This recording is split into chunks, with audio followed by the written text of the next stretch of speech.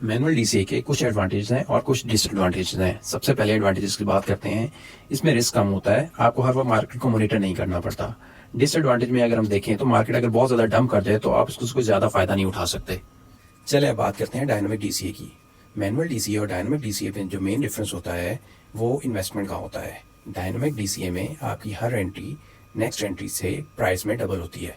मिसाल के तौर पे एथीरियम की मार्केट प्राइस थी $3000, आपने $100 की एक ट्रेड पंप लिया और मार्केट प्राइस हो गई $3300। आपने अपनी एंट्री को बेहतर करने के लिए एक और ट्रेड ली $200 की। सेम इसी तरह मार्केट ने एक और पंप लिया और प्राइस हो गई $3630। आपने अपनी एंट्री को मजीद बेहतर करने के लिए $400 की एक और ट्रेड ली, लेकिन मार्केट यहाँ रुकी नहीं। मार्केट ने एक और पंप लिया और प्राइस हो गई 3993। तो अब आपने जो ट्रेड लेनी है वो पिछली ट्रेड से डबल लेनी है। लाइक लास्ट ट्रेड आपने ली थी $400 की, तो अब जो आप ट्रेड लेंगे वो होगी $800 की। अब अगर आप अपनी टोटल इन्वेस्टमेंट को कैलकुलेट करें तो आपकी टोटल इन्वेस्टमेंट होगी $1500 की। चले हम अब इसकी एवरेज निकालते हैं। हम चारों एंट्रीज को प्लस करते हैं और इसको डिवाइड करते हैं 1500 पे।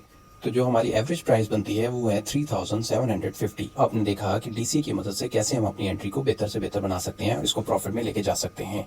अब बात करते हैं डायनामिक डीसीए के बेनिफिट्स की। डायनामिक डीसीए का सबसे बड़ा फायदा ये है कि आप मजीद इन्वेस्टमेंट करके अपनी एंट्री को बेहतर से बेहतर बना सकते हैं। डायनामिक डीसीए का सबसे बड़ा डिसएडवांटेज ये है कि आपको बहुत ज्यादा सरमाए की जरूरत होती है और रिस्क भी बहुत ज्यादा इन्वॉल्व होता है। अब बात करते हैं कि डीसीए कब करना चाहिए। तो इसका जो सिंपल फार्मूला है कि अगर आप लॉन्ग में हैं और 10% प्राइस डिक्रीज कर गई है तो आपको डीसीए करना चाहिए, और अगर आप शॉर्ट पे हैं और 10% प्राइस इंक्रीज कर गई है तो आपको डीसीए करना चाहिए। ये 10% का मार्जिन आपने अपने जहन में रखना है और इसको आपने नहीं भूलना।